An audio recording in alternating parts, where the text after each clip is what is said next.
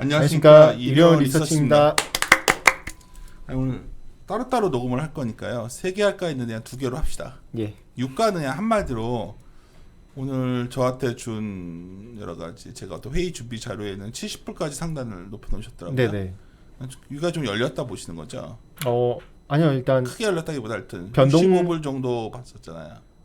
그러니까 변동성 때문이라고 좀 접근을 하고 있고요. 마침 또 주말에 어제 일요일 날 또 예멘 쪽에서 사우디 석유 저장실을 또 공격했다 해가지고 오늘 또 튀기 시작했거든요. 그래서 변동성이라고 봐주시면 될 것 같습니다. 지금. 그래요. 유가는 최근에 굉장히 하여튼 좀 강한 것 같아요. 제가 보기에는 이 흐름이 쉽게 꺾일 것 같지는 않은데 제가 이제 요새 저희 우혜영 연구원한테 얘기를 했더니 우리 최진영 연구원께서 유가 위는 제한적이다 했을 때 한번 열리나 보자 했는데 좀 시장 일각에서는 좀 위가 한 70 이상까지 또 보는 사람들이 좀 있는 것 같아서. 예, 근데 뭐 일단은 디맨드가 약하니까 쉽지 않다. 저는 일단 디맨드를 갖다가 약한 것도, 그러니까 디맨드를 꺾어버릴 수 있다라는 우려를 갖다 하고 있거든요. 그러니까 달러도 센데 금리도 오르고 있는데 거기다 유가까지 오른다? 사실 오늘 우리가 여기에는 안 하지만 제가 이제 회의 준비 때문에 하면 삼고장세 같아. 삼고장세. 예. 강탈락, 강유가, 고금리. 금리도 좀 올라왔고 예. 삼고 장세가 시작돼서 주가가 과연 이걸 극복할 수 있을까? 일단 뭐 자꾸 주가 안 좋은 얘기하면 싫어들 하니까 일단은 뭐 빼고 이거 얘기합시다. 중국 얘기 좀 들어봅시다. 중국도 별거 안 나온 것 같은데 뭐 나쁘다가 아니라 뭐 별게 나온 게 없어가지고. 예, 뭐 근데 이게 나쁜 건 아니죠. 나쁜 건 아닌데 근데 중요한 거는 진짜 별게 예상대로 별거 없었다. 그러니까 지난번 저희가 전인대 프리뷰를 갖다 통해서도 말씀을 드렸었지만은 분명 일정 부분 컨센을 갖다가 너무 높여놨다라는 점에 저희가 좀 우려를 갖다 했었잖아요.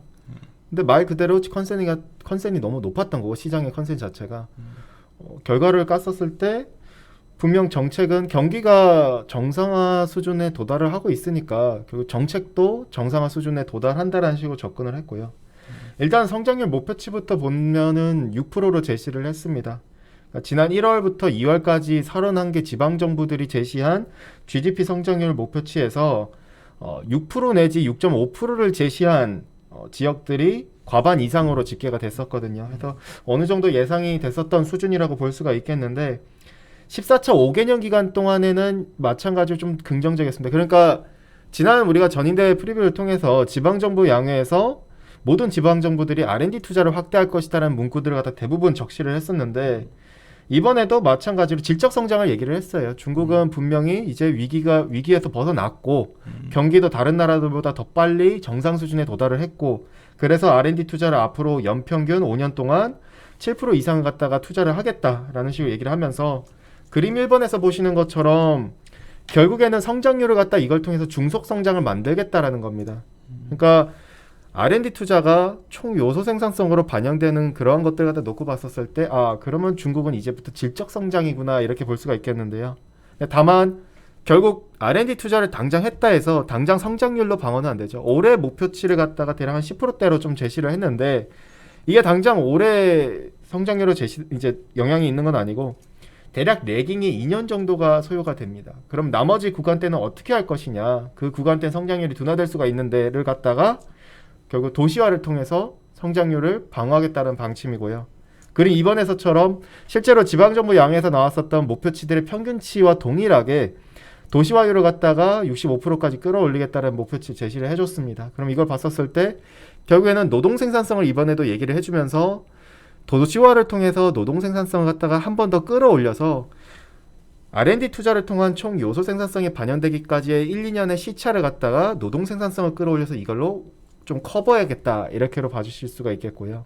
결과적으로 성장률을 방어하겠다라는 이 같은 큰 방향일 텐데 다만 저희는 어쨌든 올해에 있어서 중국의 경기를 상고하저로 좀 접근을 하고 있는데 정책 역시도 결국엔 그와 비슷한 맥락으로 나왔다라 볼 수가 있습니다. 표 1번에서처럼 일단 재정정책 측면에 있어서 문구들이 많이 바뀌었어요. 중국은 매번 재정정책 발표를 할 때마다 적극적 재정정책이라는 문구를 많이 쓰는데 근데 적극적 재정정책이 문구가 중요한 게 아닙니다. 표 1번에 봐주시면은 적극적 재정정책에 있어서 세부적인 문구가 뭐 작년 같은 경우에는 대폭 강화하겠다는 문구를 갖다 삽입을 했는데 표 2 아니에요? 표 1번에 봐주시면 될 것 같고요. 여기에는 문구가 없이 숫자만 있길래. 예. 중간에 재정정책이라고 적혀있는데 보시면은 맞네. 문구가 적극적 재정 정책 안에서 대폭 강화였는지, 그리고 올해 같은 경우에 효율성 제고에서 연속성, 이런 식의 문구가 들어갔는데 그 말 즉슨 분명 톤이 다운된 거라고 우리가 알 수가 있겠고요. 더 중요한 건 GDP 대비 재정적자 목표 비율 역시도 작년도 같은 경우에 3.6%였는데 올해는 3.2%로 하향 조정됐습니다.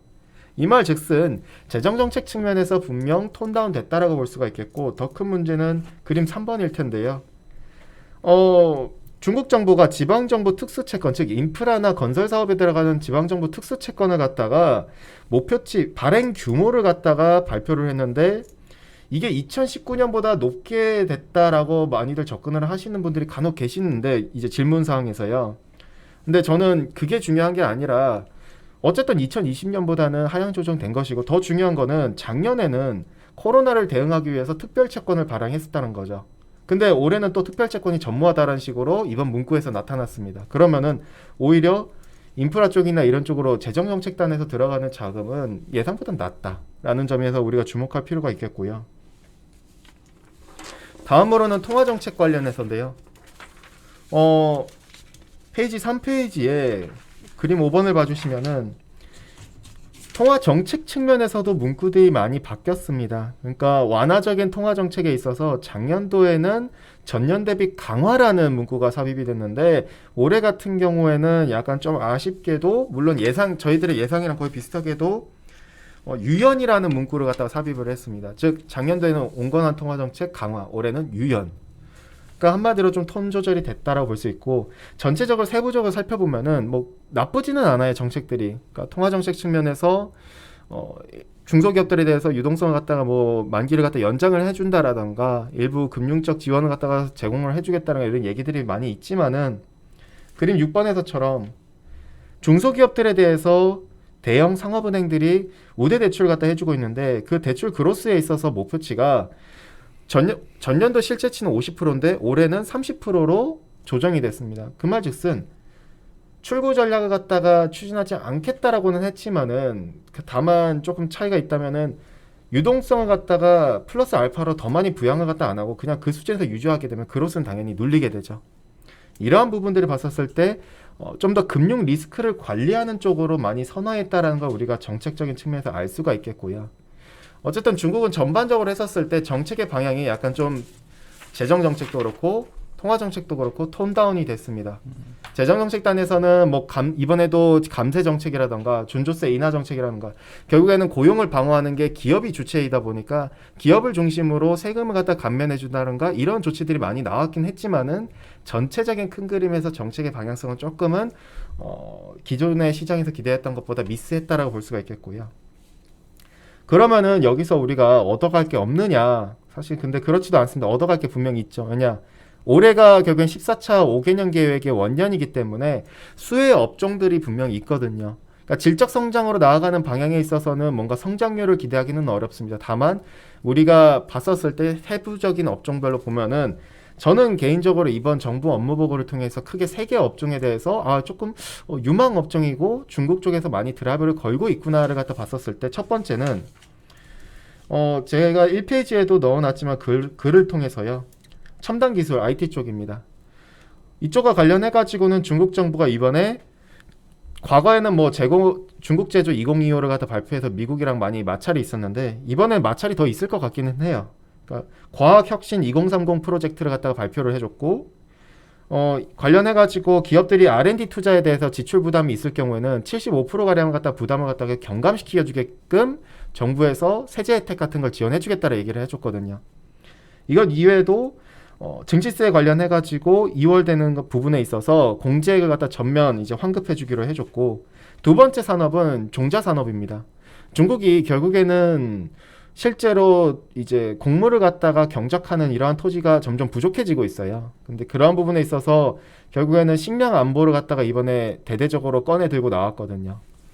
관련해서 식량 안보 위해 가지고 품종 개량하는 기업들에 대해서도 마찬가지로 세제 혜택이라던가 내지는 소맥이나 이러한 경작물에 대해서 저가 매입 기준을 갖다 상향 조정해 주겠다고 해줬고요. 세 번째는 친환경 분야입니다. 근데 친환경 분야에 있어서 저는 좀 큰 틀에서 두 가지로 조금은 나눠서 좀 접근을 했었을 때 긍정적이다를 보는데 세 가지 부분으로요. 첫 번째는 과거에도 얘기가 나왔었던 난방 관련해서예요.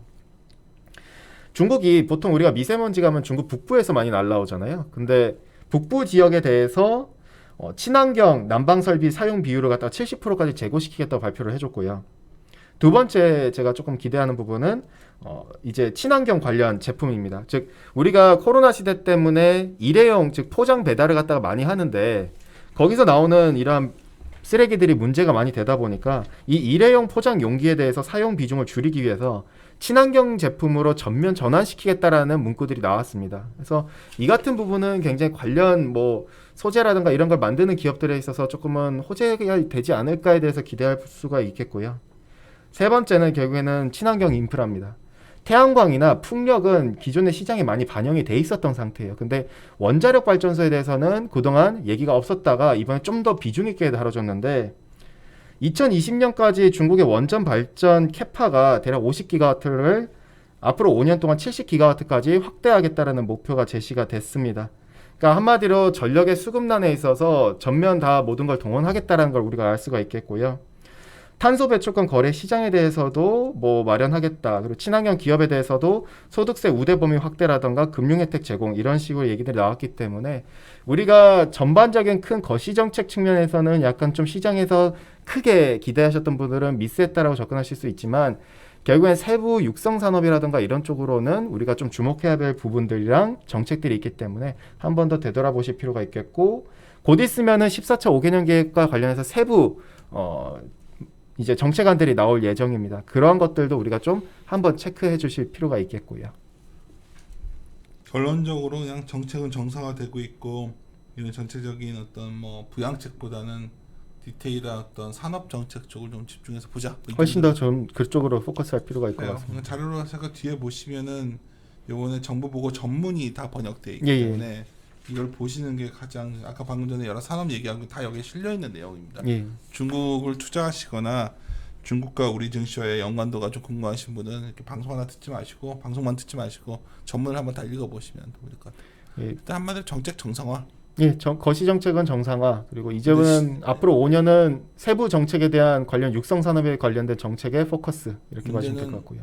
저인대에 대해서 막연한 기대가 너무 높았다 컨선이. 예. 그에 대해서는 실망. 뭐 이제 기대가 높으셨던 분들은 실망을 많이들 하셨을 테고 그렇기 때문에 지난주에 주가가 많이 좀 조정을 받았었겠고요. 예. 맞습니다. 그런 데서 정리하시죠.